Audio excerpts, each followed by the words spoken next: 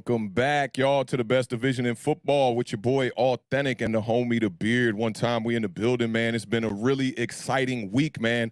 You know how Victory Mondays be. This Victory Monday was like a victory hangover. I'm really enjoying myself getting this Giants W this past Sunday against the Saints, man.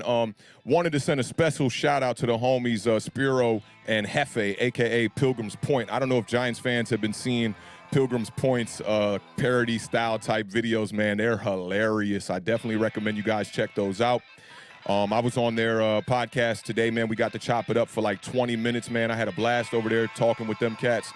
And also, man, big shout out to Antoine Bethea, man, who gave us a shout out on his podcast today. The Beard was tuned in, checking them out, man. They got a really dope podcast, man. I think we got to get them a lot more subs. So check out Antoine Bethea, his podcast, man. They were talking about his biggest hits of his career, man. And I reached out to him, man. I'm trying to get him to pop up on this podcast and maybe talk about that year with when we had Betcher as the defensive coordinator, man. I think that'd be really cool. Antoine Bethea played football at Howard with my cousin. Shout out to my cousin, Serge Shazor. They was both in the secondary together. And Antoine Bethea went to play with the Colts. And my cousin Serge actually got signed by the Washington football team known as the Redskins at the time. I used to go to a lot of those Howard games when I was a youngin' in high school, man, and I got to meet Antoine, man, so it'd be awesome to get him on the podcast, man. But without further ado, let me bring in the strong side to my left side, my brother, Tim, a.k.a. The Beard, one time. How you living, my G? Man, you know me, man, just living the dream. Dollar and a day at a time, my brother. I'm excited. Feel you on that. I had, good, nice conversation with Mr. Awthentik about my enthusiasm for Taylor Heineke. So I am on board. I've got my captain hat. I'm driving the boat. Hopefully we'll be driving the boat through the boat race, through the bio, even though we're playing here. So I'm excited, does this mean man. We're getting ourselves a Taylor Heineke jersey? No. It's not. We're not going that far yet. We're not going that far. All right, I'm trying, y'all. I'm trying. Listen, you know what's crazy about jerseys, though? I always feel like it's super hard for me to buy a jersey of like regular, players. Yeah. I like the OG jerseys. You know what I'm saying? Yeah, I got you don't got that instilled faith that the guy, your confidence in him, he'll become a great player. You want to know he's a great player before you buy the jersey. Now, let me tell y'all something. When eBay first became a thing, I copped me an Eli Manning jersey. I want to say it was 05, 06. The joint was 4 or 5 sizes too large for me. It was pretty much a gown. I used to wear it to every game with 3 sweaters underneath, but I got it for the Lolo. For all I know, that Eli jersey might not even be a real authentic jersey. That joint might have been made in China, replicated somewhere. I don't even know, man. But it felt real. It looked real, and I got to win a Super Bowl with that jersey, man. So, yeah, you got to start instilling some faith in these guys, man. I'm thinking about getting that Daniel Jones jersey here soon, bro. I mean, half of me kind of is okay, maybe I'll do Chase Young, Terry McLaurin. You know what I'm saying? Yeah. I can understand. I'm not opposed to that. I guess I just I gotta start to come around and have some more faith and not let the past and the history of the Washington franchise discourage me and be have this negative outlook because nothing's ever gonna change. It's never gonna go right. There you go. And I tell you, man, it feels great when you really invest like that and you win. When you win, oh man, when Eli got that Super Bowl, man, against the undefeated Patriots, I felt like I was on top of the world. But now, if you buy that jersey, I remember I caught my girl an Odell Beckham jersey, and then we traded them. I was like, what's going on here, man? I just invested a couple $100 in a couple jerseys here, man. Yeah, it can get dicey at times, I mean, I can only imagine how many people have jerseys of players that just are there, cemented there, and then next thing you know, they're gone. It's crazy. Yeah, so for sure. The Chris I mean, we Cooley's, Yeah, but Chris Cooley, I don't mind because he only played for Washington. You know what I'm saying? So I have a Chris Cooley. I have I think I have an Art Monk, a Chris Cooley, a Sean Taylor, and Darryl Green. Yeah, and I got a Clinton Portis around here somewhere. Oh, Clinton Portis. Oh, them RG3 jerseys. Everybody was getting rid of them joints. I remember I went up to every the thrift store. Dog. Yeah, every thrift store. And the what's the joint that's it was by the old crib, bro, when we lived in Edgewood. What was the name of that store over there? Oh, yeah, Foreman Mills, that Yes. joint. When you go in there, they had like 30 RG3 jerseys for like $4 a pop, man. I was like, man, if I was a Washington football team fan, I'd go out there and get me one of them things.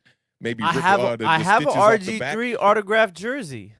Yeah, you gonna rock that? You still gonna? Erica Corson gave that to me. I don't know if you remember that. Yeah, that was at the old crib. She got my girl the Jeremy Shockey jersey at the same time, and we got the Giants light switch that's in the room still actually right now. So shout out to Erica Corson one time for the gifts, man. For sure. So I'm gonna go ahead and give some shout outs to the lovely people in the chat, but I'm gonna get to this one first before it disappears on us. Big shout out to Kithinji Kanoti. Sorry, missed the live stream Tuesday, but enjoyed the energy. Authentic, you called that W. I was still in my apocalyptic Giants fans' feelings. Go G-Men. My man, appreciate the $5 super chat, brother, and appreciate your presence here in the chat. More importantly, man, shout out to Kinoti. I'm going to go with Kinoti. The T and the H and the ninja in there, I don't know how I would fare. Trying to pronounce that. Kithinji. We need the pronunciation in the chat one time. I don't like butchering people's names. I still don't know if classified 3F is Joel or Joel because I hear them calling him Joel on a Big Pat sports stream. Shout out to the homie Big Pat. But then I swear when he was in the chat with us one time, he said it was Joel. I thought Joel was a little bit, more like Latin vibes, South side, and I didn't know. So I need the clarification on that too. It's that twang we got around here. Like I always say, like, Joel.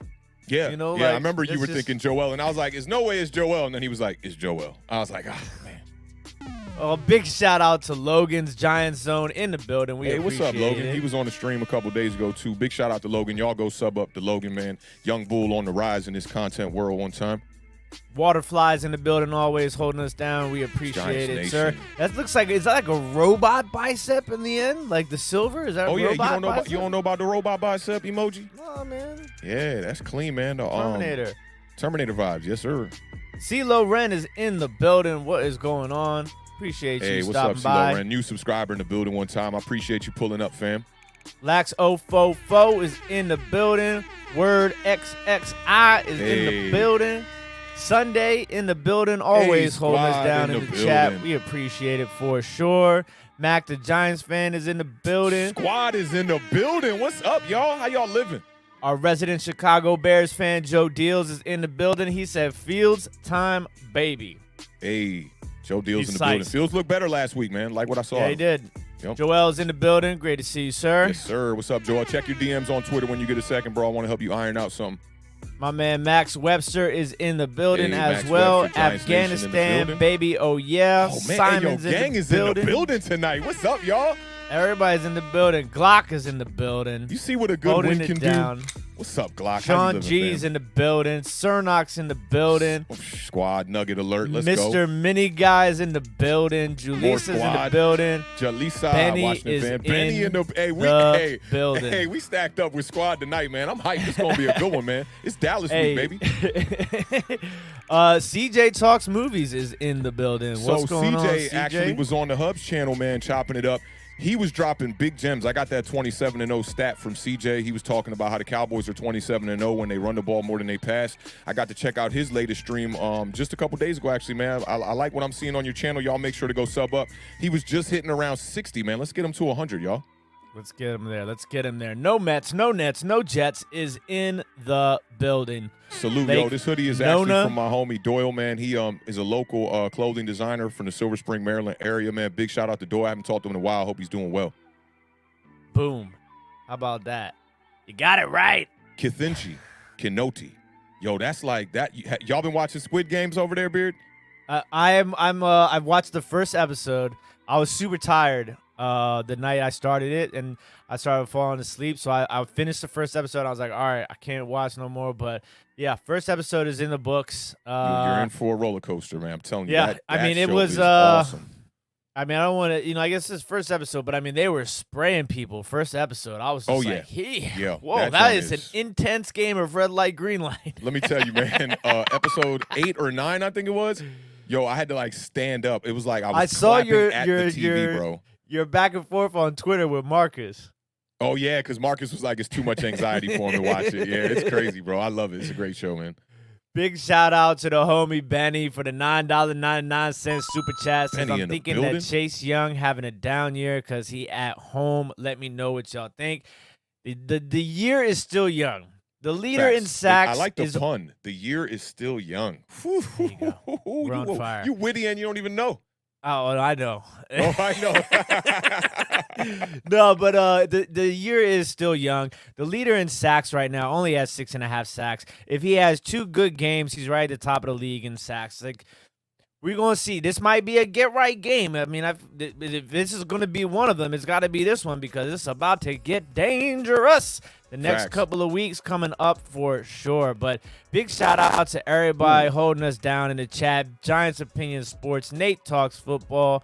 Hey, See a lot of Giants people in the building. Super Taj World is Hey, in the what's up, building, fam? throwing How the you living? biceps How you living? up. Shout out to everybody who's watching us right now on Facebook, Twitch, YouTube, and the Twitter. Look, I'm one of these people that likes to put the does in front of these The things, Twitter, like, the Facebook, the Googles. Yeah. Got to add an S and a the Googles. Let's get it. So yeah, we appreciate all the love and all the support for sure. I'm excited, man. Yo, I am hyped. excited. I'm hyped now. I'm hyped, back. I'm back. And I'm kind of calm at the same time. You know, it's like the calm before the storm. It's kind of like Saving Private Ryan when they entered on the beach. I'm ready for war, but things are kind of silent. You know what I'm saying? When the bullets get to spraying, that's when I'm going to, start getting a little more hype. But this matchup, man, I'm super hyped for this matchup. You know I got a lot of Cowboys homies around the way. My girl's mom, my brother from another, Chaz French. Zay is a Cowboys fan. We was chopping it up on Twitter a little bit, so this is a big week, man. If we can get this W, it's a lot of bragging rights on the line, for real. Yeah, I talked to your brother briefly about the game yesterday. He probably can't name 3 Cowboys on the team right now. You know when they win, though. Yeah, when they win. Yeah, that's real, man. But let's get to this first matchup, man, so we can get the fly, man. We appreciate everybody who pulled up in the chat one time. We got about 50 in the building right now, man. We're blessed to have y'all here with us for another episode of Awthentik and The Beard. First game we're going to tackle is Eagles at Panthers. The 1-3 Eagles tried to match fire with fire last Sunday versus Patrick Mahomes and the Chiefs, but they fell short in the game where Coach Sirianni, for the second week in a row, seemed to completely abandon the running game. I'm just not understanding it. I gave him his kudos week 1 against the Falcons. It's just there's no explanation for him to not be giving the ball to these running backs. The Eagles running back core combined for 10 rushes for 44 yards, which is decent average, 4.4 there, but they just not getting the rock. Jalen Hurts continued to put up big numbers. He was 32 of 48 for 387 yards. It surprises me how many yards he actually throws for every game. He had 2 touchdowns, no interceptions in this game, but the Chiefs were just too much offensively for the Eagles to truly compete. Patrick Mahomes, a chill 24 of 30 for 278, but 5 touchdowns on the day. He only had 1 interception. Talked about Clyde Edwards-Helaire getting back to his normal ways. He had 102 yards on 14 carries, but the true standout, we talked about this on Tuesday, Tyreek Hill, man, he torched that Eagles secondary. 186 yards, 3 touchdowns on 11 receptions. The Eagles seem to have no firepower outside of Jalen Hurts and Devonta Smith. They got to travel here to Carolina to take on the Panthers defense, who just traded for former Patriots cornerback Stephon Gilmore, who won't be active for this game. I heard he'll be active week 7. He's going to be filling in for the injured J.C. Horn, who's on IR. Rookie was having a really good year. The Beard, what you got and who you got shining in this matchup between the Eagles and the Panthers Sunday? I mean, DJ Moore, as soon as you said the Tyreek Hill numbers, the first thing that came to mind, obviously, was DJ Moore. So, like, DJ Moore, last week, even though Trayvon Diggs was out there, he still put up monster numbers last week. So big shout outs to DJ Moore, and that was somebody that you definitely talked on about 8 too. receptions too. Yeah, so he had a good game, 2 touchdowns, right? I think I he don't had got 2 the receiving touchdowns. I can't remember. Yeah, the touchdowns. it was a But they crazy he game He for had him. both touchdowns from Sam Darnold, Yeah. and then Darnold had the 2 running ones as well, I think. And so everybody's kind of got their eyes right now on Christian McCaffrey, if he's going to be back this week or not. He was practicing all week, and he is trending towards the direction of him playing this week. The Eagles, the run game is something that is pretty crazy because I'm looking at their stats, right? They actually have a pretty decent running game. They're averaging 122.8 yards per game. Yeah, They're that's 9th averaging in the NFL right now. 5.4 yards per carry. But I mean, it's mostly Jalen Hurts. You know where that one is ranked? That 5.4? I would It's imagine #1. top 5, right? It's #1 in the NFL Yeah. right now. So it's like, but that's pretty much all Jalen Hurts. Jalen Hurts has 3 less carries than Miles Sanders does the entire season. You know, It's so it's like crazy. I feel like the Eagles can run the ball.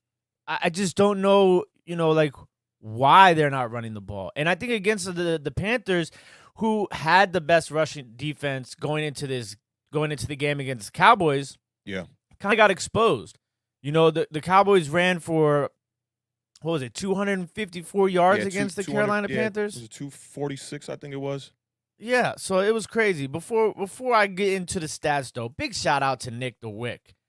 Y'all haven't Nick the seen Wick, the homie pancaking Nick's them boys. highlight video, dog. He's getting second-level blocks. He's throwing them to the ground. Yeah, He's looking for man. somebody to hit. He's never stopping. Big shout out to Nick the Wick for the $4.99. It's a super sticker. That sticker super, yeah. So shout out to listen, Nick man, the Wick. when I met Nick the Wick when we were out in New York for the Fan Fest, he's a really like chill, calm dude. He comes across really kind, really nice. To see him out there just bullying all those defenders, man, it was a beautiful thing, man. His team looks like they got a really good squad over there, man. Some good running. I like to play out of the quarterback. Them highlights was looking legit. Yeah, so check us out on social media, man. We retweeted that a couple times, man. And big salute to the homie Nick, man. That's my homie right Big there. Big shout out. So that's the thing is like the Eagles, if they can find a way to like actually have the play calls to run the ball, then I think they might be able to succeed on the ground. The Panthers defensive tackle said that a lot of the reasons for the bad defensive game against the run last week was missed gap assignments, bad tackling, so things that just can be fixed. And if they can be fixed, please let me know how, because the Washington defense could use some of those tips. But the other thing that's going to be super important is for the Eagles is to keep Jalen Hurts upright. So the Eagles are allowing the 12th most sacks so far this season. They've allowed 8 sacks so far this year.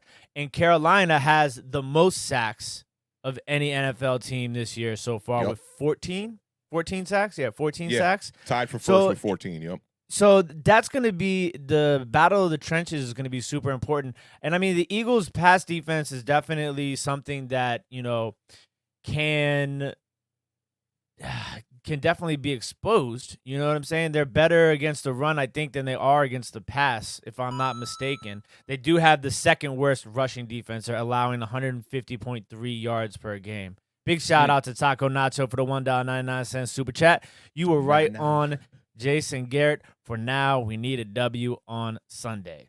Big facts, man. Giants Nation in the building. Taco Nacho, big supporter of the community, man. Always like seeing you in the chat. So appreciate the 199 super chat for sure, bro. But appreciate your presence here more importantly, man. But yeah, looking for JG to do his thing again this week. And I think the Eagles really need to bring the pressure. They were able to, I think the Panthers were thrown off by Dallas's blitzes last week. And I think that's kind of where the mistakes start to happen with Sam Darnold. So if I'm the Eagles, I'm blitzing like crazy, throwing out some exotic looks. You got to mix things up with Sam Darnold. But I expect this game to kind of be a little bit high scoring. So it's super interesting game. I don't put it past the Eagles to have the opportunity to win this game. Obviously, I'd rather them lose.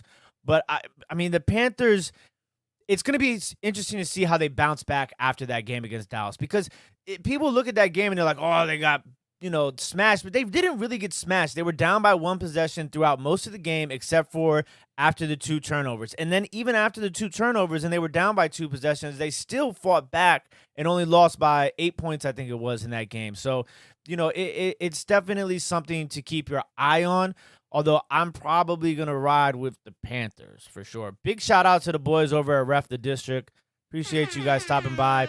They had, I was telling Awthentik before we went live, they had some people on from the New Orleans Saints, the Bio Blitz, I think is the name of their thing down there. And one of the guys works for Sports Illustrated. It was a really great interview. I got a lot of really helpful insight as far as the Saints side from that show. So big shout out to the boys over at Ref the District. Definitely. Big shout out to them.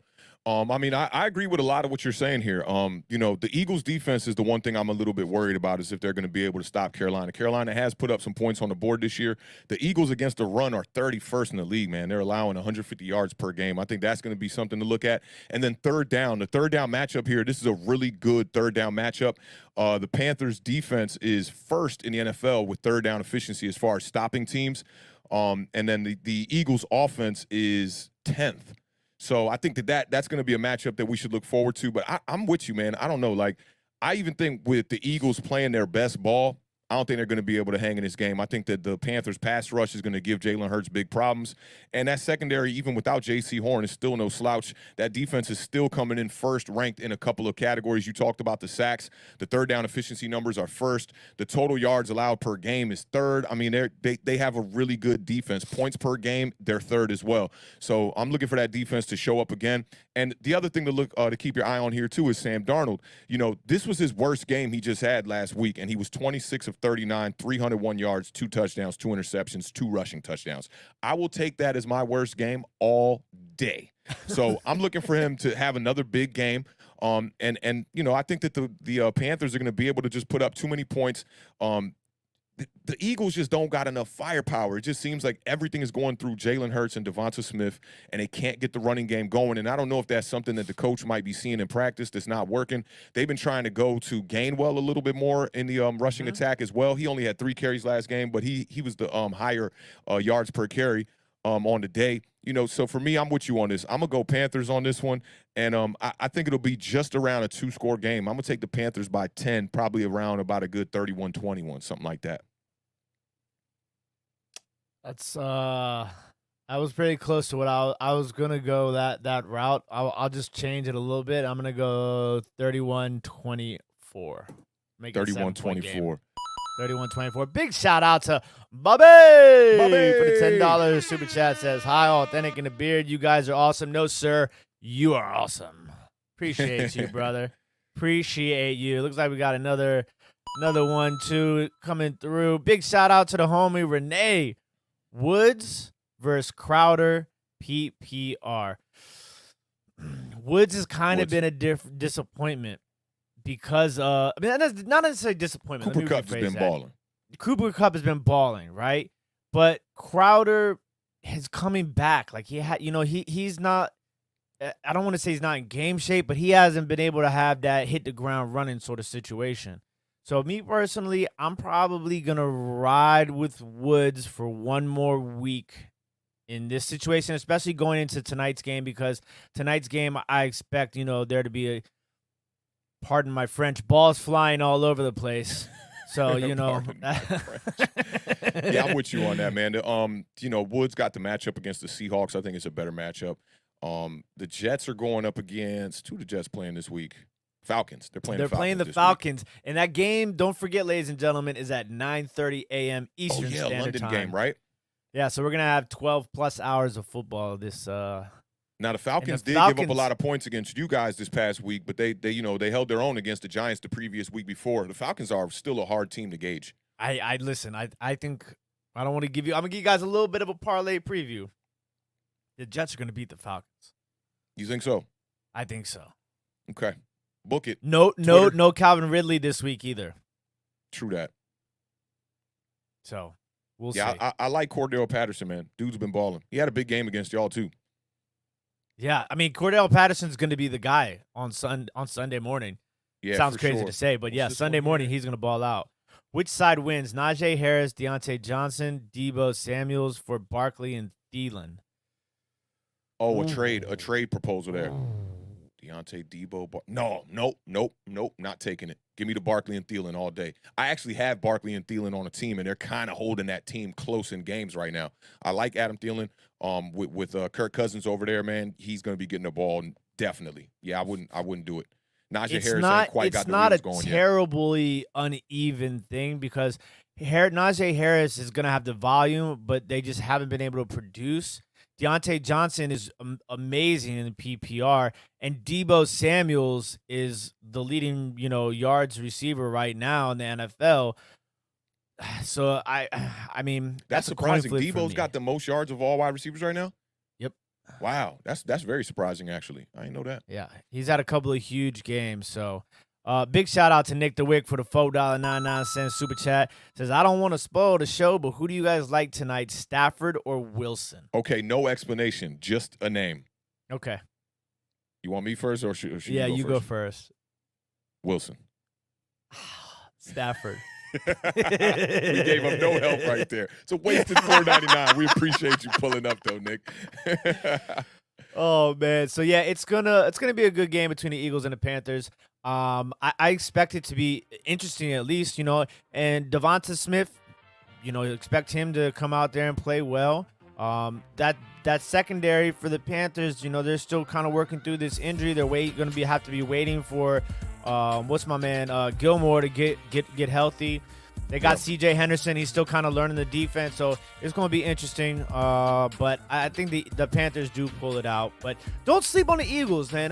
No Jalen Hurts slander allowed. For sure. Because the guy's he's been carrying that team pretty much. Yeah, he is that team, And they're going to be clawing and scratching to get a victory here, because if they fall to 1-4, they're going to have some big problems here in the NFC East, man. We already know we got some big matchups coming up this Sunday. You cannot fall behind this Cowboys team. If they get another win, they're going to increase the gap between the rest of these squads trying to catch up.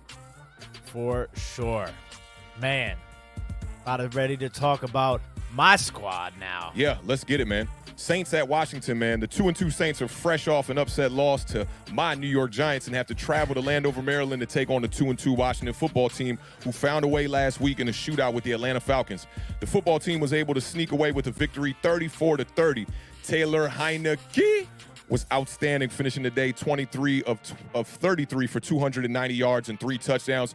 He also got his second game-winning drive with some late-game heroics and some help from J.D. McKissick and Terry McLaurin. Scary Terry, man, that name is very fitting. Scary Terry is a guy, man. I can't wait for them nuggets you're going to give me with the sweet and sour sauce and the barbecue sauce on the side.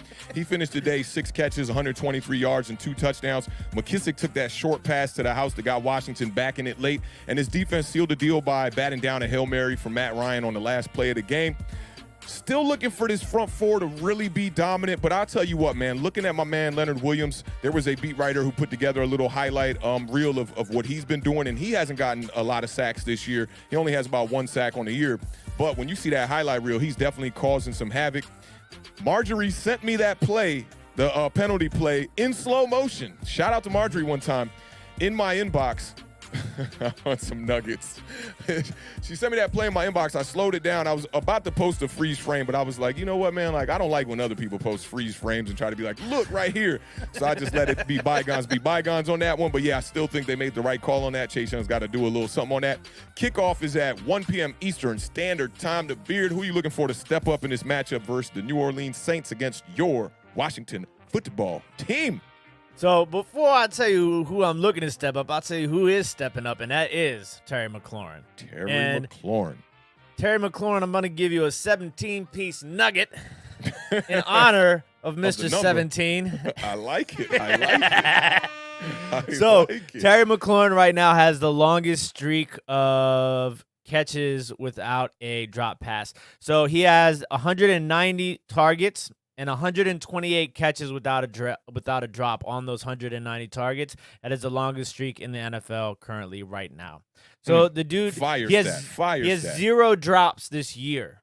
So this is even moving behind into last year with all those crazy quarterbacks. Yeah, how many targets you said it was? 190 targets without a drop.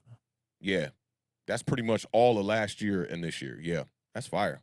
So I mean, like it's almost like the more that time goes by, I think like people are starting to really, because like the people that watch a lot of the NFC East football or fantasy football, those sort of people who are like digging into it, they know how good Terry McLaurin is. It's the casual person or the national media person who. Yeah, the Nick Wrights. Yeah. I mean, every time I see a Terry McLaurin stat moving forward, I have decided that I will tag Nick Wright on Twitter. Facts. You know what they say about when you get that bag? It's like it don't change you. It just accentuates like who you really are. And Nick Wright got that bag after being, an assistant kind of guy on the show with Chris Carter. I think it was called like First Things First or something like that. Now he got that bag, and now he just, you're just seeing who the guy really is. No humility, calling out my man Terry McLaurin he called out. Not only did he call out Terry McLaurin, he called out Antonio Gibson in the same sentence. Everybody. It's crazy. It was absolutely insane. ridiculous. Well, obviously, the big story right now for the Washington football team is going to be injuries. We lost Bostic for the year. We got some injuries Thomas in the secondary. Logan Thomas is out for at least 4 weeks. Yep. So we missed out on Gilmore. We missed out on Jalen Smith. I was on Twitter hooting and hollering all day, hoping that something would come of that, but it did not. So we got to move forward with who we have, and we did sign a former tight end from the Green Bay Packers, Jace. That's right, Jace, Jace Sternberger. Sternberger. Yeah. Pause. So it's gonna be interesting to see who's actually lines up out there at tight end on Sunday. You got Ricky Seals-Jones. He's Seals-Jones balling. and Ricky. I really like what I'm seeing out of him, man. He's balling. He's just a big body. It's hard to tackle him. Yeah, and I remember him when he played out in Arizona. He had a little bit of hype for a little bit when he was out in Arizona, and then he just kind of like disappeared for a while. And then you got there's another rookie guy that they have, and then they have the other guy from Chile. Shout out to Chile. That my nephew's half Chilean. So he might get some burn, and so it's gonna be interesting to see how they rotate that. But not even just that, Curtis Samuel, who just came back from the injury list, has not rocking practiced that all RG3 week. number 10. That's what I was going to tell you earlier, man. You need to get all them RG3 jerseys. Go get you a little pair of tweezers. Just tweeze out every little thread. Peel that name off the back. Kind of like that Galladay jersey we saw that, they took the Plaxico jersey and butchered it and turned it into a Galladay jersey. I don't know why you just wouldn't wear the Plaxico jersey. I don't know what he was thinking with that. He used masking tape to make that 7 into a 9. The masking tape wasn't that bad, though. I'm not gonna lie, it wasn't. He's pretty creative. Got to give him a little. I'd give him a 2 stars out of 5. So Samuel's not practicing. De'Ami Brown's not practicing. Cam Sims is hurt. I mean, the injury list is pretty dramatic. It looked a little bit better today. So we're just gonna we're gonna be monitoring that sort of situation. But it's just gonna have to be next man up. It'll be really interesting to see who's gonna. I mean, Terry McLaurin. I expect Terry McLaurin, McKissick, and Antonio Gibson to have a huge day, but we're gonna need one other person to step up. That's for certain. Yeah, we just don't know who that's gonna be, and that's what I'm kind of worried about right now. I had a conversation with somebody on Twitter today about Washington and J.D. McKissick, and they were a little bit upset with the productivity out of Adam Humphries. And, the time that I got to see Humphries was, in person. I thought he had a pretty good game. You remember I told you, I was like, I'm surprised that he still got some wheels like he does. Mm-hmm. And the suggestion that the homie made was, how come they're not trying to flex out J.D. McKissick out into the slot? And I was like, maybe it's a matchup thing, because you did see the matchup against New York where on that wheel route, J.D. McKissick took the wheel route pretty much almost to the house. It was like a 50-yard reception, and that one was on Tay Crowder on a linebacker, and the Giants made an adjustment. They ended up putting Jabril Peppers on him later on in the game.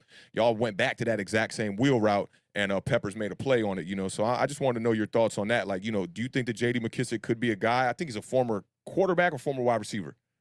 Former wide receiver. McKissick, Gibson was a former wide receiver. Oh, maybe they were getting him confused with college, Gibson. That's what it was. But McKissick, you'll see McKissick in the slot every once in a while. I mean, that's not a lot, but you'll definitely see him, spread out, go out wide sometimes. I think you have to try things like that for sure. But DeAndre Carter, I talked about him last week. He had the best game for you guys, even though Terry McLaurin, what was the statistics for Terry McLaurin again? 6 catches, 123 yards, 2 touchdowns. Go ahead, my friend. So I'm looking for DeAndre Carter. I think DeAndre Carter earned himself a couple of snaps. I mean, obviously it's not. Let's not like jump the gun, and be like, all right, let's get him, 15 targets. But I mean, it'll be interesting to see if they can throw him in the mix. His speed, his, the ability to kind of, work in the open field, things like that. Maybe some bubble screens. It'll be interesting. I wouldn't be upset. I'm not upset at it. I think he earned himself a couple of snaps at the position, definitely. And then with these injuries, you're gonna have to see him step up.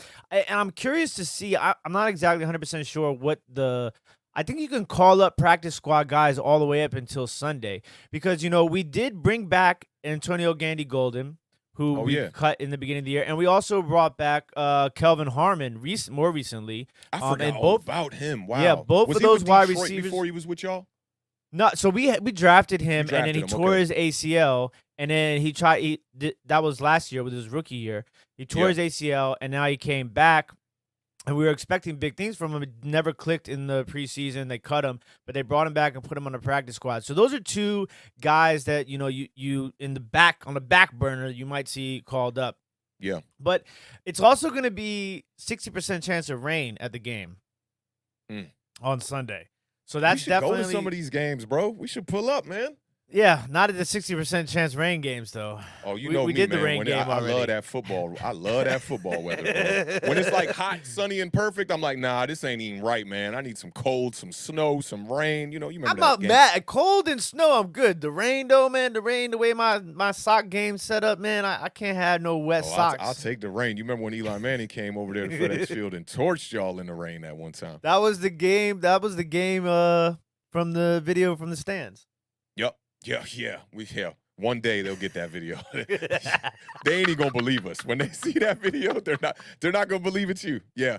We have to find that video and save that on a hard drive for when we're old men. We can look back at that video because that's a hilarious video. So the Saints are giving up a lot of yards. Okay. So Washington's gonna have to put up points. I'm not gonna focus too much on the defense because I need to see if they can do anything, But so like you said, we kind of have to ride the Heineke wave in this offensive wave, Like if we have to outscore people, then we got to outscore people. But Heineke's got to be careful. Rain, wet ball.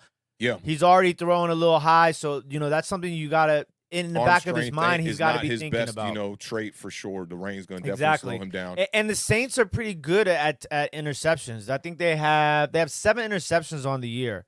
Which is, that's a pretty good number. 4 games through the season.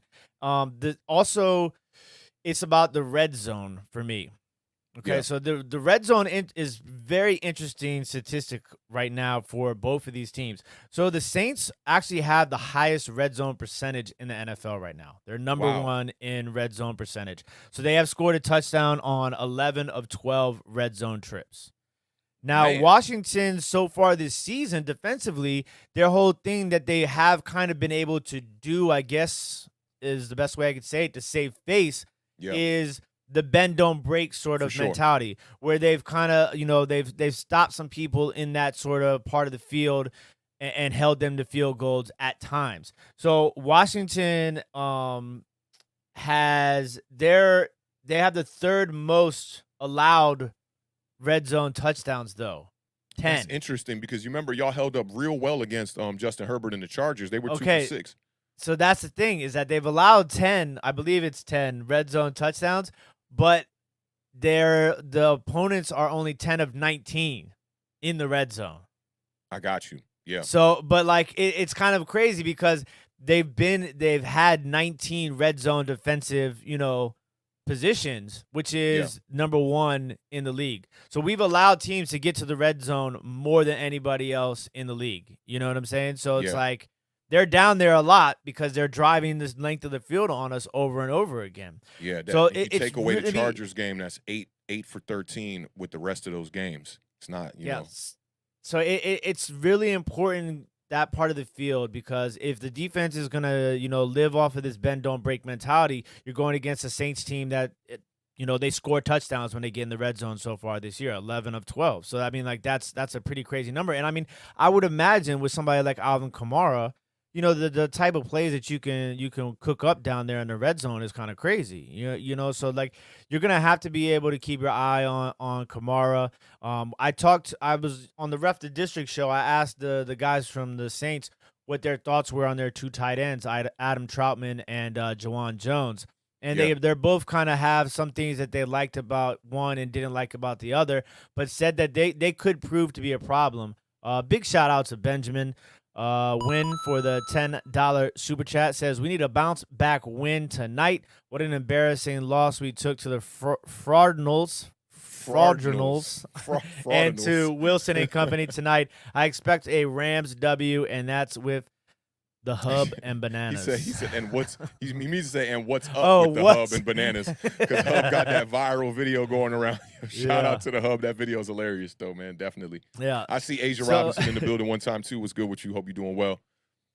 It's going to be interesting, though. The Saints are only averaging 17.3 points per game, even though they have all those, those red zone trips. But I think that's the number that's kind of skewed by a couple of really bad games. But they've been win, lose. So, that's how they've been going. So are they setting themselves up for a victory today is the question.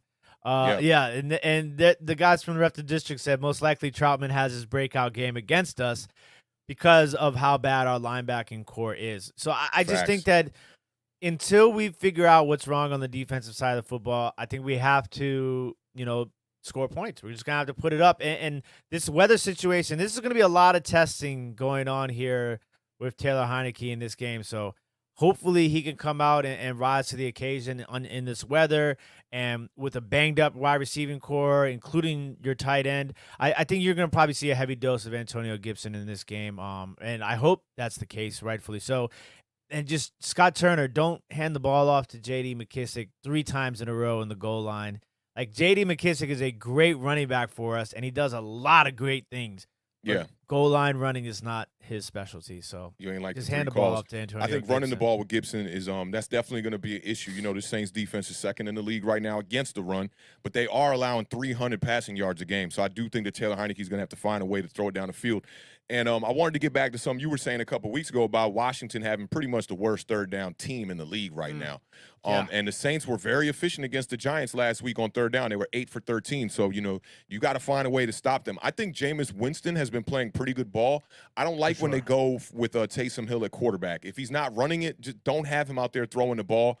And, for you guys on the defensive side of the ball, stopping the run is going to be a big issue. Alvin Kamara's coming off of a game where he had 120 yards. His best running game in a while. It's his best running game. And, you guys are allowing 120 rushing yards a game, and he's coming off a 120-yard game just by himself. And there's one sneaky sleeper I think you got to watch out for if he's healthy in this game. This kid always gets banged up. I want to say he does a little bit of punt returning for the Saints as well. Deontay Harris, and he wears number 11. I saw this kid against us catch a couple passes where he's flying. He's so fast. He's their leading receiver. After he gets the ball, he's so fast. And in this game, he only had 52 yards on 5 catches.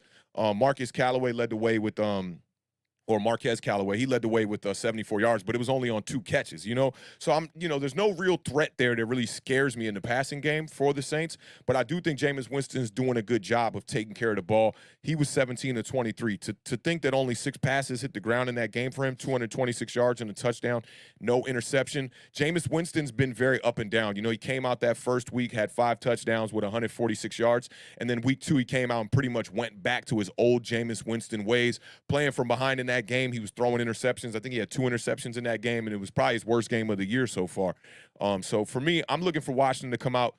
We're still waiting for that defense to ignite, and see what they can really do. But y'all going to have trouble, obviously, with your linebackers, not only checking their slot wide receivers and their tight ends, but also trying to tame Alvin Kamara, because in the game against the Giants, the Saints didn't utilize Alvin Kamara in the screen game that well, And that's one of his things. I've always talked about using Saquon Barkley like Alvin Kamara. I'd look for them to come out. In that. Yeah, man. I feel like a lot of teams get burnt on the screen. The screen is not used enough, maybe, because it always wins, it seems like, in the NFL. So that's definitely something y'all got to watch out for. And lastly, I would say this. Got to control the clock. So you got to find a way to get Antonio Gibson to get his wheels going, keep the quarterback on the sideline for the Saints, and try to control that clock. The Saints won the time of possession battle against the Giants 37 to 27 minutes. And I can remember a time in that game in the third quarter where it was like 30 to 18 or something like that. The Giants kind of evened out the time of possession a little bit towards the end of the game. This is going to be a really hard game, man. I really don't know who I want to pick in this game. I might save my main pick for the parlay and, not let the cat out the bag for this one, because I think this is one of the more difficult games to pick out of all the games this week. Yeah, and then back to the point that you were making about the third downs. So, the Washington, as we've talked about, I feel like every week, is the worst in third down conversion on defense. And then you were talking about how good the Saints were on converting third downs against you guys. Yep. They're actually the 6th best third down conversion team in the National Football League. So you got the 6th best third down team against the worst third down team on defense. I mean, I feel like a broken record. You know what I'm saying? I feel, but what is? Can you explain me? We know records and vinyl, but like For when a, sure. when a record is broken, how is a record broken? Like a vinyl record? Yeah, like how does a record? I mean, like a this? broken record. Because they say a broken record, like you basically repeating yourself, right? Oh yeah, But if because they a don't record mean like is broken, in does it half. repeat They just itself? mean it does, because when the needle skips, it jumps back. So they're saying it's a broken record, but they don't mean like a shattered, Okay. smashed record. They're just saying it's not functional It's when they say a warped. broken. Yeah, it could be even warped. You could still get away with. I mean, half my records over here are warped. But like when you get a deep divot, scratch in a record, it can cause it to jump back and repeat itself and whatnot. And then you got to jump the needle over that. For all you youngins out there, I don't know if you saw the thing I posted on my Instagram today where they had Kadarius Toney in the Giants. There was like a Giants video they put out today where they were showing them old school things, and they showed him the AOL Instant Messenger box, and it was like, Kadarius Toney, do you know what this is? And he was like, I have no idea what that is. They were like, oh, this is the first way you used to climb into somebody's DMs. And then they showed him a VHS tape, and he was like, oh, yeah, I know what that is. I saw Lion King on that. I thought it was hilarious. And they showed a Walkman to somebody else on the team, and they couldn't say what it was, bro. These youngins don't know what a Walkman is, bro. That's how young some of these players are in the NFL today, man. I thought it was hilarious. I told you I put something up on. I was testing the video game on like an old school like tube TV, right? Yeah. And I had my nephew, playing with me. When he came up to the TV, the first thing he did was try to touch it like it's a touch. Yeah. Thinking it's an iPad and whatnot. He's like, it's not working. So yeah, that's it's crazy. That's crazy. But I think Washington's gonna win a game. It's gonna be a boat race. And it's been those for y'all pretty much throughout the year. It has to. But this is the thing, is that like, is it gonna be like a boat race, like a high scoring boat race, or is it gonna be a boat race because the rain is coming down and it's water on the field and we're slipping and we're sliding? The first one. I'll take the first one because Atlanta was a major boat race. Giants was a boat race. Chargers was like I feel like we're gonna have to score 30 plus race. points every week if we want to win. Yeah, with this defense, man. And that's the problem right now with the New York Giants and with the Washington football team. We really can't rely on our defense right now. And that's kind of crazy thinking about what happened last season. Yeah. I think the more and more I look at it and I go, we go back and look at last year, it has so much to do with the opposing quarterbacks that I've been talking about it on every podcast that I go on, man. I literally, that we like to call that can't get right. Because it's like one thing working, you try to fix the other, and then something else breaks. Can't get right.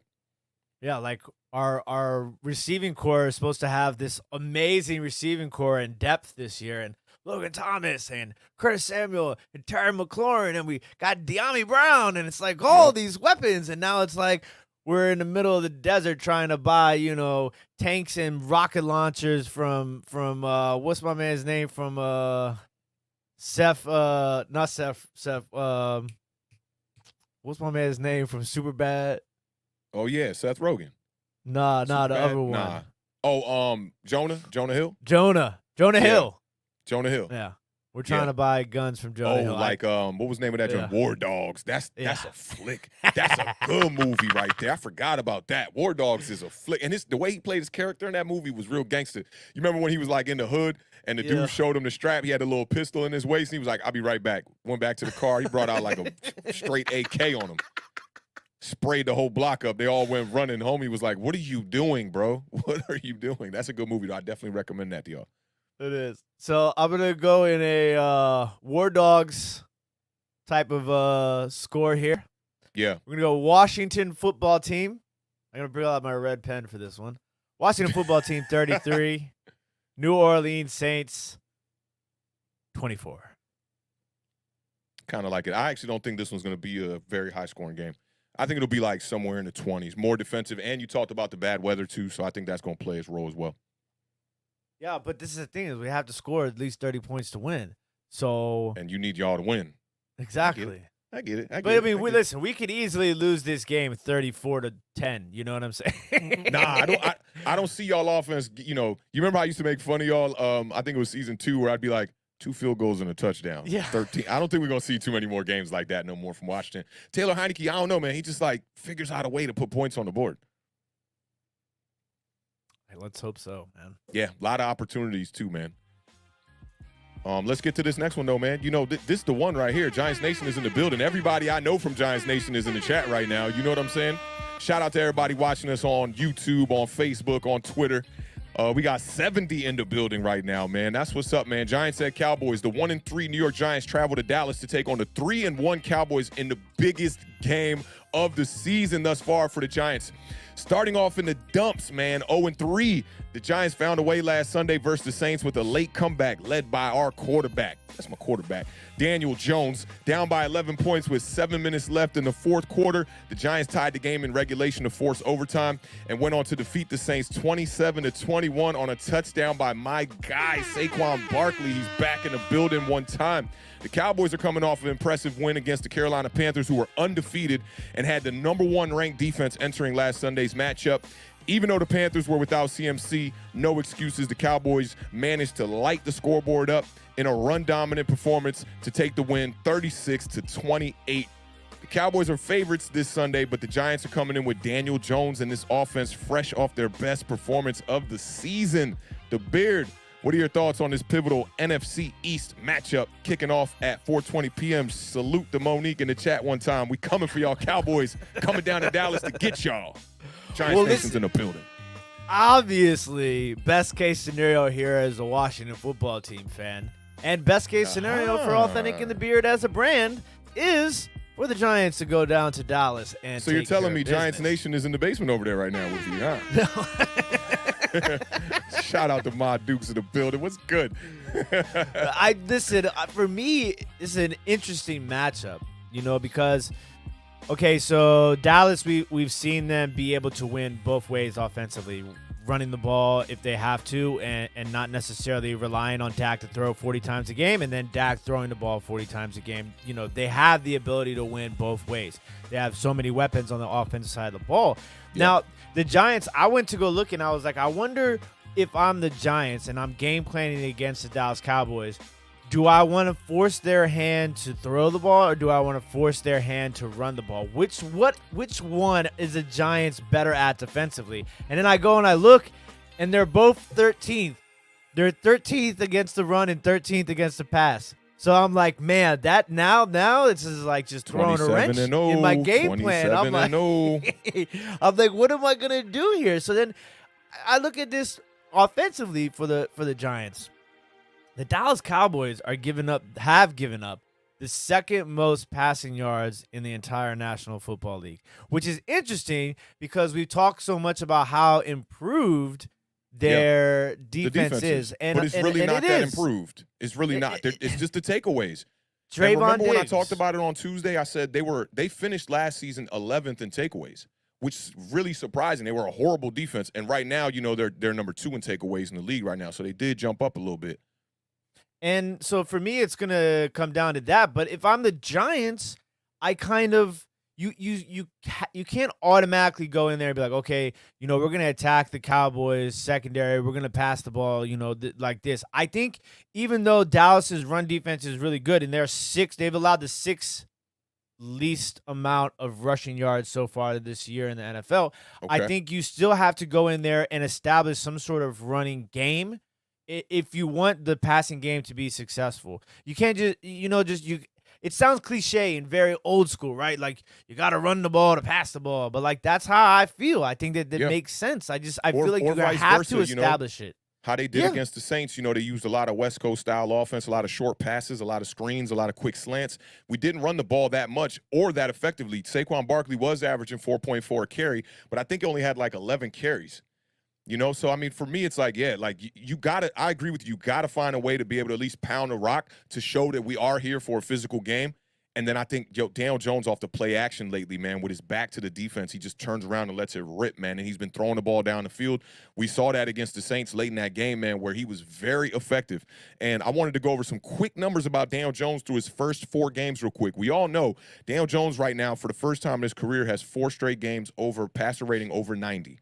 Right? He never did that. He never even had 3 straight games over 90. I talked about that last show as well.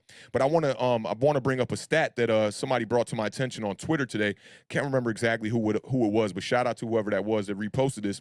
Daniel Jones in 2020 in comparison to 2021. So his yards per attempt in 2020 were 6. Now they're 8.2 in 2021. The touchdown ratio after 4 games, he had 2 touchdowns and 5 interceptions. Now he's got 4 touchdowns and 1 interception. His total QBR was 45 last year, and now he's bumped up to 60. And the turnovers, which I think is the number one thing that's going to be effective for us to win this game. In 2020, after 4 weeks, he had 7 turnovers, and now he's only got 2. And we know that those 2 turnovers are kind of fluke. We know the Hail Mary before the half against the Saints last week, and you got the fumble against the Denver Broncos in week 1. So we're looking at a much improved quarterback, and I feel like now Jason Garrett feels like, yo, I can take the leash off Daniel Jones. He's really got a grip of this offense. We can let him stretch the field and do some things that he wasn't doing earlier on in his career.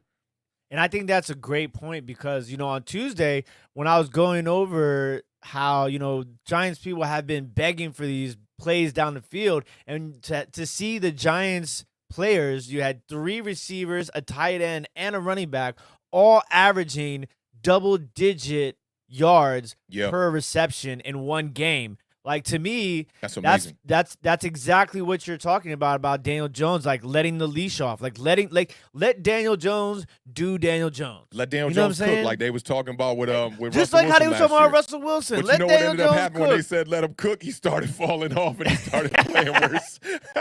He started overcooking things. Yeah, you know he what I'm started saying? overcooking. He put it on the stove and then went and answered the phone and forgot to come back and check on it. You know what I'm saying? Shout out to Roldy one time in the building, man. Giants Nation is in the building. What's up, fam? What's going on, Roldy? So I think, we still don't know the status of Slayton and Shepard.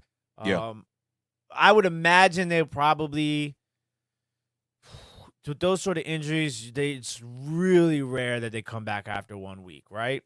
Yeah, I'm not hamstring. Both of them with hamstring injuries. And you got Jabril Peppers with the hamstring injury.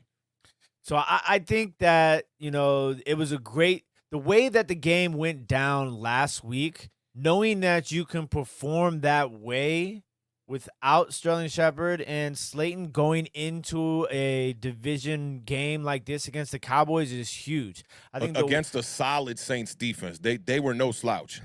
Yeah, that's how the Atlanta Falcons game should have looked for real for Daniel Jones, when you think about it. But the Saints did play a lot of single safety high, which to me, I feel like even when you guys matching up with them this week, that should be a recipe for you guys to get the win with that. If they go to that single safety high again, Terry McLaurin's going to eat. Yeah, for sure. And I'm kind of, maybe I'm just thinking with my heart and my standings in this game. Yeah, because you need this win. Yeah, but Giants in reality, Nation is in the basement. Yeah. Well, before I get any further and you start getting me all crazy, shout out to Roldy for the $5 super chat. Says Awthentik, you called to win last week, and boy, you were on point. I woke up Monday morning feeling good. Ooh. Had me watching every sports outlet. Bro, hey, Roldy, when we That's win, the best I'm like, thing when you I win. can't find more content, man. I know they talking about us. Where's Max Kellerman? Where's Skip Bayless? I need to find every little clip where they talking about my team, man. I was binging the Giants content over this whole week, bro. It's been a really good week to get a big win like that. I loved it. And you're right, Roldy. I did call it. You were like, I remember Roldy asked me, what are you seeing in the Giants that leads you to think we're going to win this game? And I really didn't know, man. I was just going with my gut, man. And, definitely got the W, man. So shout out to Roldy one time. Shout out to Giants Nation in the building. I'll tell you what's funny is what that made me think of is like, because when your team loses, right, you like, man, I ain't watching ESPN for a week. Like, I don't but like nowadays, it ain't like that no more because these kids don't know what it was like when it was just like all you had was ESPN. Yeah. Like Sports Center. Like I remember falling asleep to Sports Center and seeing highlights and then waking back up at like 7 in the morning, the TV's still on and be the same highlight. Yep. Like Repeating like it was just highlights. running on repeat. Like that was when you remember when you first told me Sports Center was live? I was like, what? They're doing it live? Because we used to just you'd get it in the morning and then it was just a repeat all damn day, yo. That's crazy, man. We've come a long way in sports, man, for sure. Like, I mean, it's insane. Like, you would watch like Countdown, Sunday Night Countdown. Like that was that was it. Like you had and you remember the game breaks that would happen where like, what's my man Jackson, who was the tight end for Tom for the Jackson. Broncos. Tom Jackson, if you get like the break in the game, they'd be like 20 minutes behind. Like, we got a touchdown from Kyler Murray over here. Now it's like we getting everything live action right when it happens. If Red Zone is like a minute behind, I'm like, what are y'all doing? Can you imagine? Like, there's people out here that don't know what life is like without Red Zone. Oh, man, I would love to go back in time with Red Zone and be like, yo, y'all not going to believe it. In the future, bro, they got every game in one game. Like, what? Straight up, yo. It's crazy. It's crazy. Like, now you got YouTube, you got Fox Sports, you got ESPN, you got every like local got their own sports, and CBS you got all Sports, the YouTube NBC content Sports, creators, YouTube man. You content, got people who got big sponsorships on YouTube that their show look like it should be on ESPN. Shout out to Awthentik and The Beard, the best television show not on television. Yes, sir. Make sure you hit that subscribe button down there, wherever. I think it's like about right here. Make sure you hit that sub button one time. It's crazy to think about, man. But I had this feeling in my stomach about the momentum that the Giants are carrying with them right now. And I think back at the games that they did lose. Okay, the one to Washington and then the one to Atlanta. So it's like those back-to-back losses right there where it's like they could have won those games. And we ain't here to deal in hypotheticals and woulda, shoulda, couldas, and what ifs and all that, right? But I'm just saying that, that sort of feeling, and then finally getting past that and winning this last week, coming from behind in the fourth quarter into overtime. Now you're going to play Dallas, a division game. It's just like, you remember, I don't know if you remember last season, I like to, sometimes if y'all watch enough Awthentik and Beard, like, I like food, so I got a lot of like food analogies and references, but it just feels like, you went into grandma's old school Rolodex recipe box and you pulled out the index card and you're reaching up in the cabinets and you're pulling out the spices and the flour. What is this reminding me of? You're grabbing the pot and the pan from underneath the counter. You're lighting up the stove. Oh, you know who you sounding like right now? You sounded like Al Pacino in Any Given Sunday. Like, you remember when you were playing on the streets with your boys and you said, go to the car and turn around, I hit you? That's how you was sounding right there. I was like, I know this voice, bro. Straight up. But I like that you brought up the point that this game is on the road, man. Daniel Jones has been a beast on the road. 16 away games. I got this stat right here. His completion percentage is pretty much the same at home and away, but the yards are better on the road. He's got 3,800 yards on the road, 25 touchdowns and only 7 interceptions, but at home he struggled with the 14 touchdowns and 16 interceptions. So I like Daniel Jones on the road. I hope he's sitting right at that locker right where Eli Manning signed his name over there at that Dallas Cowboys stadium. Maybe we could get a Daniel Jones signature after we get this win over there in Dallas. We'll see how things is looking, but I'm hype and I'm anticipating him having another game on the road, balling out. And like you were talking about with the fourth quarter, man, like, take that momentum from the fourth quarter and bring it into this game straight up. Saquon Barkley, the big 52-yard touchdown or 54-yard touchdown, the big run at the end there, 126 yards on the day. John Ross, I want to see a little bit more. I talked about how I was on the other homie Tim's channel, and I was asking him about John Ross's route running, and he thought that John Ross wasn't a good route runner, but I went on YouTube the other night about 5 in the morning, was doing my research. That boy John Ross, coming out of college and in his first couple years in the NFL, he could run some serious routes. We saw the potential on that comeback route. That was his second catch in that game. Beautiful route, beautiful throw from Daniel Jones. And, I just want to see the continuation of the rest of this wide receiver core just balling out. Kadarius Toney, keep him in the mix. Kenny Galladay had a game, man. The 6 catches for 116 yards. So I want to just carry that momentum into this game because the Giants, the key to this game to getting a victory, we got to get the early lead. I'm telling you, we got to come out and go 10-0, 14-0, force them to pass the ball because, when you were talking about their rankings with the pass and with the run for the Dallas Cowboys offense, you were talking about them being pretty even, around 13 or 14, I think you said. But they're 27-0 when they run the ball more than they pass the ball. So I think it's very vital that we force Dak Prescott to throw that ball more than they actually run the ball. And we got to find a way to stop the run without stacking the box because the Cowboys got hella weapons out there, man. CeeDee Lamb, I even like this kid Cedric Wilson. He's been doing some damage when he's getting playing time from the slot as well.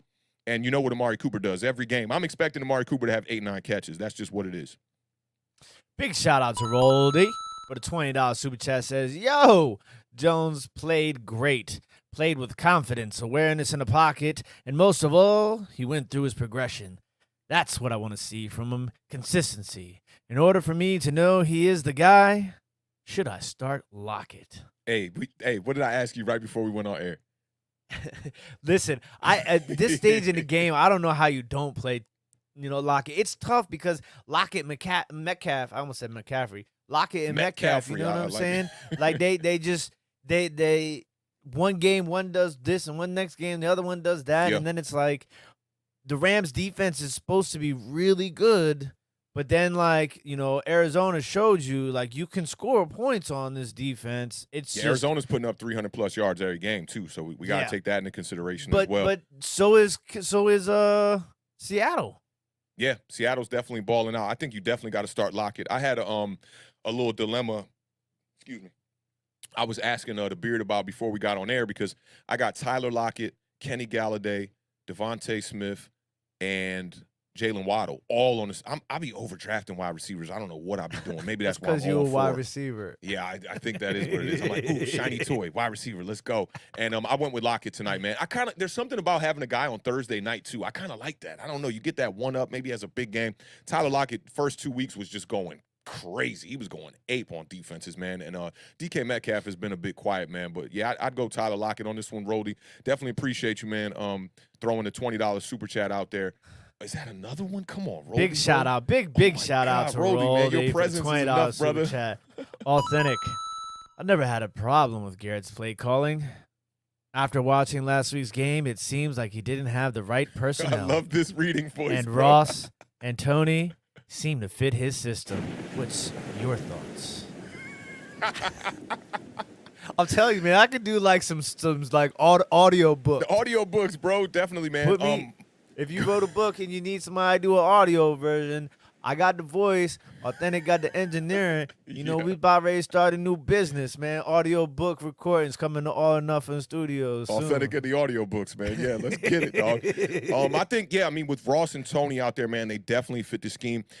Sterling Shepard is the kind of guy that's not going to get the yak like a guy like Kadarius Toney. So I think you got to – now Jason Garrett's got a bit of a dilemma here because when Sterling Shepard does get healthy and get back on his field, how are you going to manage him and Kadarius Toney? And same thing goes for Slayton and John Ross. How are you going to manage them? I saw plays with John Ross, man, where he was taking two safeties out of the game. The deep dig route from Kenny Galladay late in that game, it's about 15 yards down the field, and you just see Ross go. He's not even a wide receiver that's going to get the ball on this play. He literally just runs like a lean in-seam right at the safeties, and he took both them safeties out, man, and Galladay makes the catch. Daniel Jones makes a perfect throw in the second window right over the linebacker's head. So I definitely think we're going to have a little bit of a dilemma here, but I like what I'm seeing out of Ross. Tony is a guy, man. There's no one in the NFL with that skill set except maybe a DJ Moore. Tony is looking really good out here, man. He's making people miss. He's looking like I don't know if you remember when Giants fans who are familiar with the Little Giants, you remember the little kid who never saw his dad because his dad was always at work, and then the one time his dad showed up with the briefcase, and he was like, "Dad," and he started running. And right before he got to the end zone, he hit him with the and the homie just fell down right in front of him, and then he kept it going for the touchdown. That's Kadarius Toney pretty much right there, man. So I'm looking for Kadarius Toney to have another big day. He seems like a guy, man. I was making comparisons to what Odell Beckham was doing for us on the field as far as playmaking, a guy who could catch the ball and make things happen after he catches the ball. This isn't like a guy who's doing what Darius Slayton does to get his yards, where it's just, running right by guys, catching the ball and getting tackled. He's making hella moves, man. So I think maybe CeeDee Lamb is a guy we could compare to Kadarius Toney too, and that's going to be an interesting, not really matchup, but on both sides of the offense, exactly. That's going to be a good one to look at. But I do think that Kadarius Toney is still even a little bit more shifty than a guy like CeeDee Lamb, and both of them seem to be the guys who kind of want to catch the ball quick and get into the open space and start making moves and try to get yak. So, I like what I'm seeing, man. It really fits Garrett's scheme, and I like that you said you never had a problem with Garrett's play calling because, I was racking my brain crazy.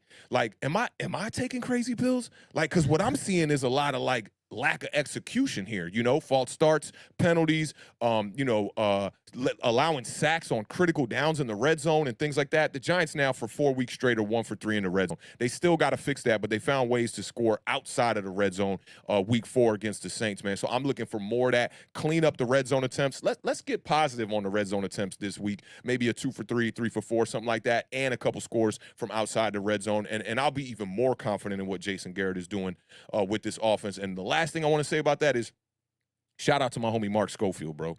If you're not subbed up to Mark with a K, Schofield, you need to go do that because I'm going to keep it funky with you.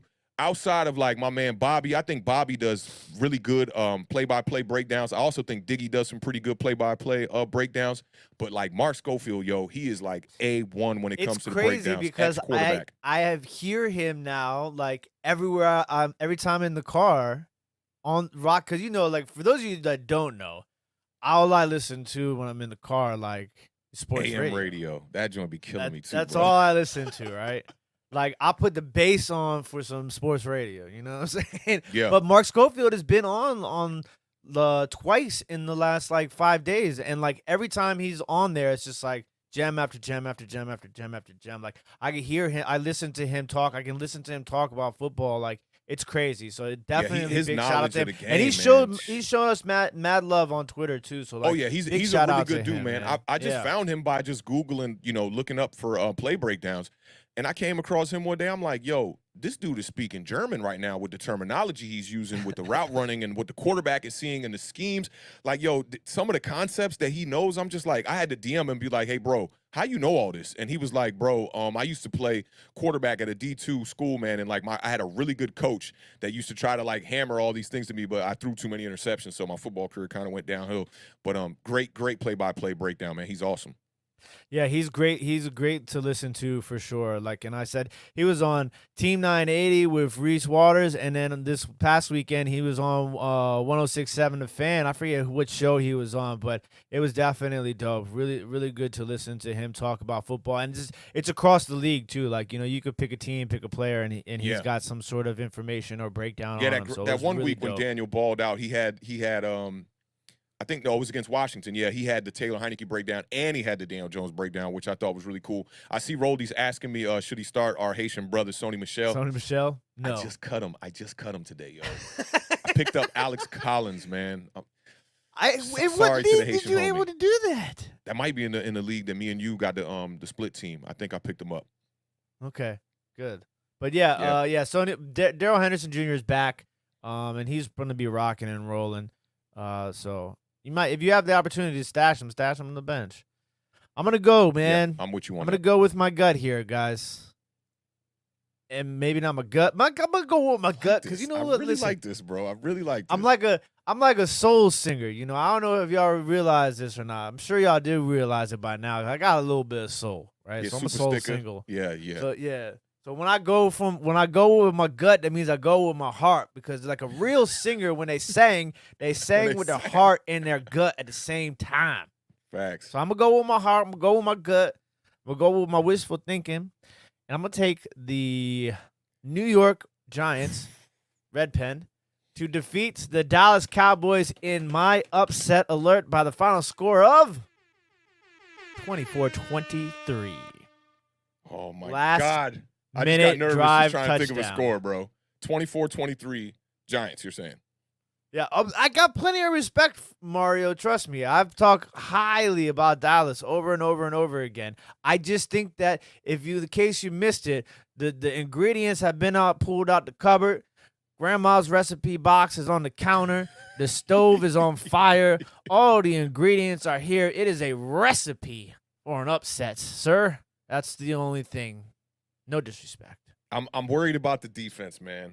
I'm really worried about the defense. I just don't know if they're going to show up. We've been struggling in this man-to-man coverage because we can't get pressure on the quarterback. Time of possession could be a real big issue. We've done a good job against Ezekiel Elliott in the past couple of games, but we know we're missing out on Dalvin Tomlinson this year, and it's starting to show with guys like Danny Shelton being in the interior of this defense. Lorenzo Carter getting no pressure. Azeez Ojulari is the only one that's really getting pressure, but he's only been playing on about 50% of the snaps. O'Shane Ximenez has been non-existent. We've been getting torched by tight ends. We're 30th in allowed completion percentage in the league. There's so many things going up against us, man. There's so many things going up against us. Throw them out the window. This offense is definitely balling. What does Monique say here? Cowboys win 24-21. Jones will run for a touchdown in. Diggs will get his 6th interception and 2nd pick 6. Cowboys win 24-21. Dominique Foxworth was talking about on the 2nd interception that Stephon Diggs was completely out of position on a blown coverage. Trayvon Diggs. You know what's funny is when he said it, he said Stephon Diggs first too, and then they had to correct him. That's kind of funny. But yeah, Trayvon Diggs.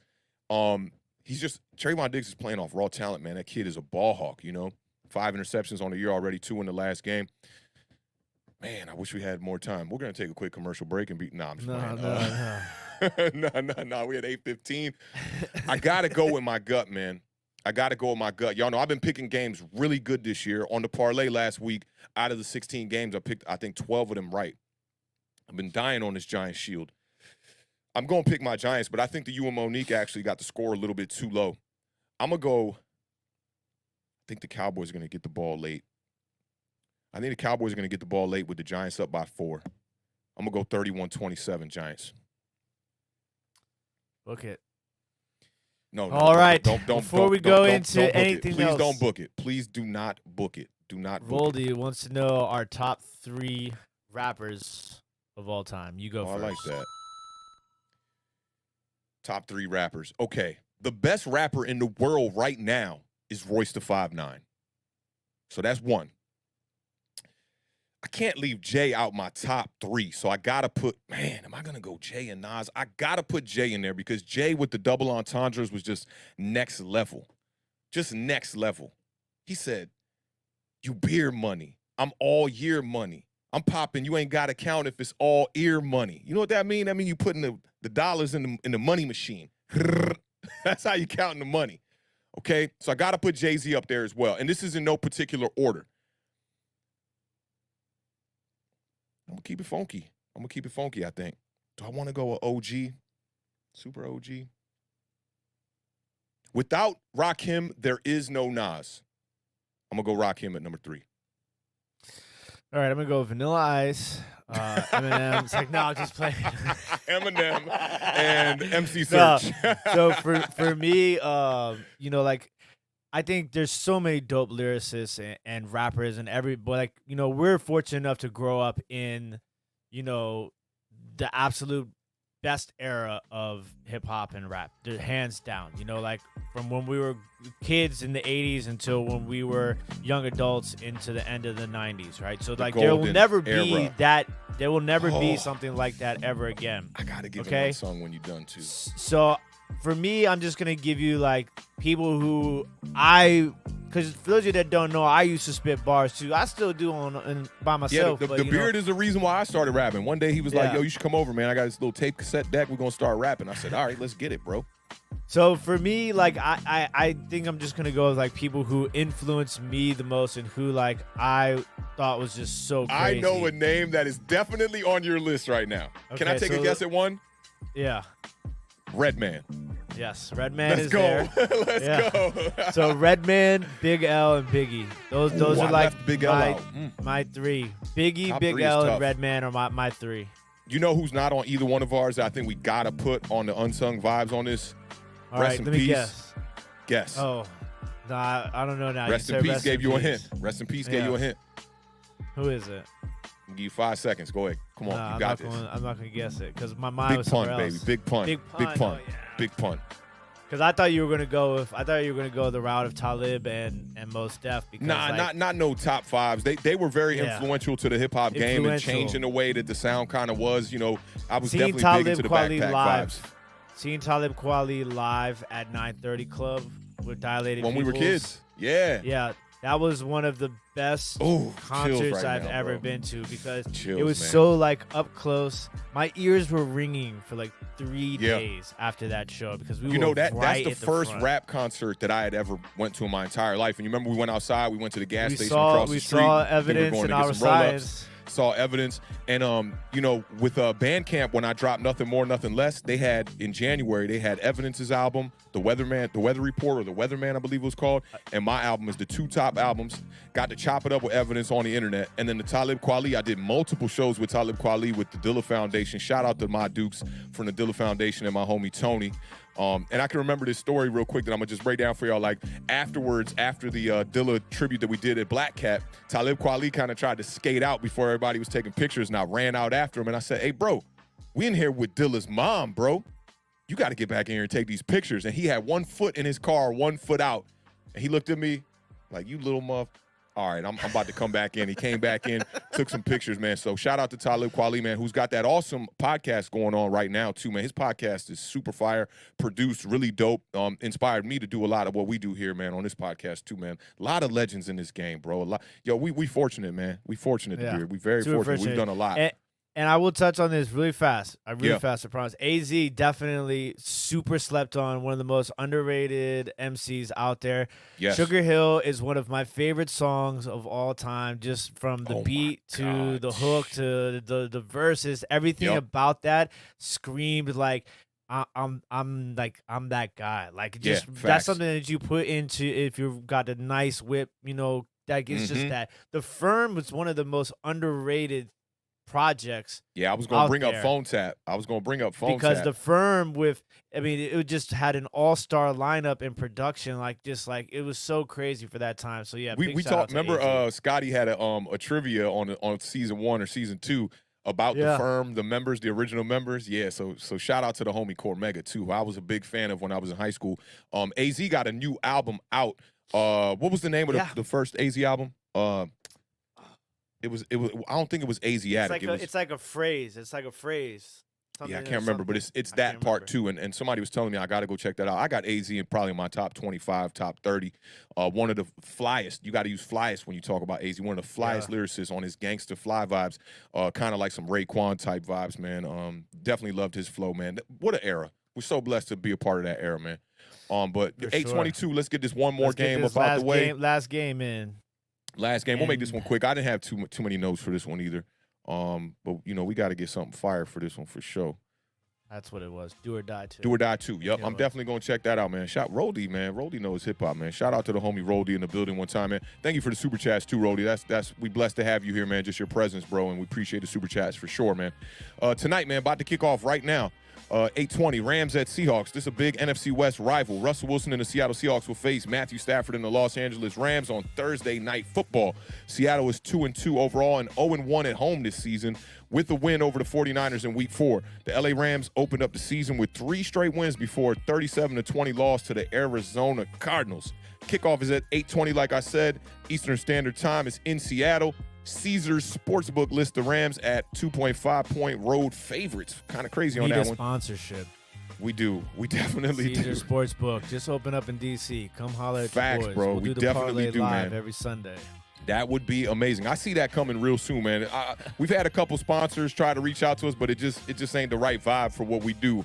And I feel like I couldn't pitch it the right way. And you know what else? I'm going to tell you something about sponsors before we get into this game. I hate when you, like, get into a content creator's video and, like, the first 4 minutes, they're like, we want to thank, Squarespace for sponsoring this video, blah, blah, blah, blah, blah, blah, blah, blah, blah, blah, for 5 minutes. I'm like, nah, bro, I don't ever want our channel to be that. I'm trying to give solid vibes all the time on Awthentik and The Beard. So if we get a sponsorship, I'm going to do something like what Entertainer does, where it's very slight, something small, little banner up, something pops up, just something like that. Let's get this super chat. I'll finish this little intro. Shout out to the diehard Giants fan for the $5 super chat. Says, what up, fellas? Love what you do over here, guys. Big game coming up. We appreciate you being here. Big shout out to diehard Giants fan. Appreciate you, fam. Giants Nation is definitely in the building, man. We appreciate your presence here, bro, for real. So this game, man, the over-under, 54.5. I want to ask you real quick, you think we going to get there? Yeah, I think we'll get there. I think we're going to get there too, man. This game, man, we already know Matthew Stafford. He's been balling out, man. He's got 1,222 yards on the season, 11 touchdowns to just only 2 interceptions. Somebody told me today in a Twitter little beef that touchdown to interception ratio is a worthless stat. I was just like, bro, I said, that's my cue. I'm out of here. I never responded back to that thread. The Seahawks gave up 12 sacks in their first 2 games, but only 4 in their last 2. So they're cleaning that up. But I would still look for Ndamukong Suh and Aaron Donald. Aaron Donald, you know that's a mistake I always make, to be a force in this game, man. The Seahawks have forced 9 turnovers, all from their secondary. 9 turnovers, all from their secondary. 7 interceptions, 2 fumbles. I'm going to keep it funky here real quick. I'm going Seahawks in this game. I think it'll be a close one. Give me the Seahawks by about 6 points. So, to be honest with you, what's really funny is that Russell Wilson, as a home underdog, actually, I think he has some sort of crazy, insane record or statistics. It's just, that stuck into me Always a winner. in my head. Yeah. So, like, as a underdog at home, Russell Wilson, that's like, you know, his time to shine. The Rams defense, I think the Rams know how good they are, and I think that they're more upset with themselves at how they performed to that loss to the Arizona Cardinals, and there's going to be a lot that is going to be going back and forth in this game.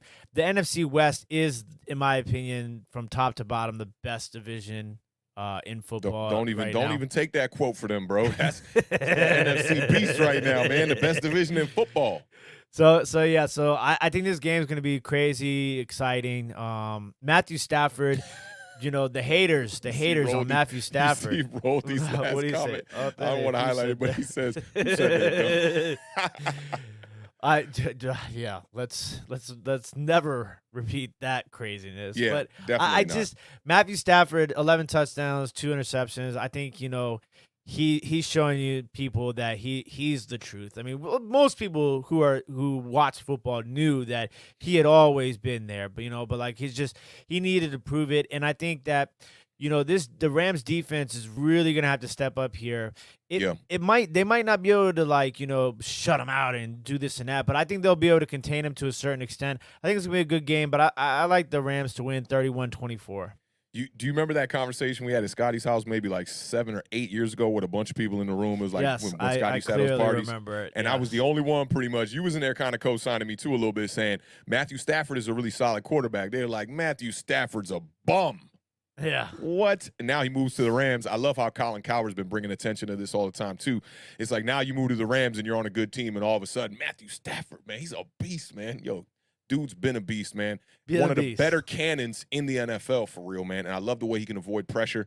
Yeah, I think this is going to be a great matchup, man. I think I could be wrong on the score too, man. What did you have on your score one more time? 31-24 Rams.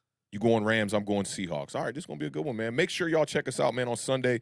We're going to be doing the parlay show before the games kick off. 11 a.m. We'll be doing that one Eastern Standard Time. Man, this Sunday is going to be awesome. Don't be surprised if you see us pop up for maybe a midday stream on Sunday or maybe a late night stream on Sunday. It's going to be a very interesting day in the NFC East, and if the Giants can get that W, man, I'm gonna be on cloud 9, man. I had my Lil Wayne Go DJ queued up this past week. I might have to go with some Jim Jones and some jumped in ballin'. the comments with his too. Yeah, it was lit. It was lit. I told you I was screaming at the TV all day. I was like, I'm sick of these talking on Twitter. I'm sick of them. I'm sick. I said it like 400 times during that game, and we pulled out the W. I'm going to be bringing back the same sweater I wore last week, a blue Giants joint that I had, OG from I think 05, 06 or something like that. It's super wrung out. The joint looks so hood and so beat up. Like the blue turning brown on the hood right here and all that. That's how the kids wear it nowadays. Yeah, that is. But, I'm not a kid, man. I got to keep it fresh, bro. Shout out to Carl Banks one time, too. I don't know if y'all saw the photos on Twitter. Blessed me with that new Giants jacket. I might put that over the hoodie. I don't care if it's not winter season yet. We about to, definitely suit and boot up and try to go out here to Dallas and get a dub. Borsico mug. Oh, yeah, I'm mugging. I'm mugging. And that's how see, the triple OGs didn't take pictures. If you was a triple OG back in the day, the camera come out, you'd be like, oh, nah. We're not taking no pictures of the gangsters right now. OG like me, you take the picture, you can't smile in the pic. I ain't smiled in a picture in years. Got to give him that Borsico mug. We look pretty OG in a thumbnail picture for sure. Oh, yeah, that thumbnail's going to be there for the rest of the year for sure, man. But salute to everybody still here with us. I see some people still coming into the stream right now. The number's still going up. We definitely appreciate y'all pulling up, man. Y'all know how we do, man. Awthentik and The Beard. One time before we get up out of here, let's get some biceps in that chat. Left side. Strong side. Any We'll words be up for them early before we on get up out of Sunday. here? Don't Oh, forget, yeah. Sunday morning, first game kickoff is at 9:30 a.m. Eastern Standard Time. So make sure you guys, if you have anybody playing for the Jets or the Falcons, make sure you get them in your lineups all situated before that game kicks off at 9:30 a.m. Eastern Standard Time. If you guys have any questions about that specific game before we go live on the parlay, don't hesitate to reach out to us on Twitter, and we'll definitely Facts. give you guys, some breakdowns and words of wisdom, if you may. So appreciate all the facts. love and the support for everybody. Enjoy tonight's game. Yeah, it's going to be a And really good yeah, one. I'm stoked for Sunday football. I'm stoked for tonight for sure, to be honest with you. Yeah, I'm hyped for tonight, man. I'm about to turn this game on, man. I finally found out that they're actually co-broadcasting on Fox, I think. So I'm hoping that game's on Fox. I've been streaming it from NFL Is that Network. true? So you can watch it on Fox? Because I I've hope been so, watching man. I've been watching the games on my phone on Thursday night. Yeah, not a good look, man. I definitely feel you on that, man. But we'll see how this game turns out. This might be like a playoff, preview matchup right here, man. This is gonna be a really good one, man. Y'all enjoy this game. Y'all know what it is, man. My brother The Beard over here on the left, Awthentik over here on the right, or however that is on your screen. I don't know how that's looking. Left side in the building one time. Strong side. Let's go Giants, man. Let's get that W, man. Y'all be good, y'all. Peace. Peace.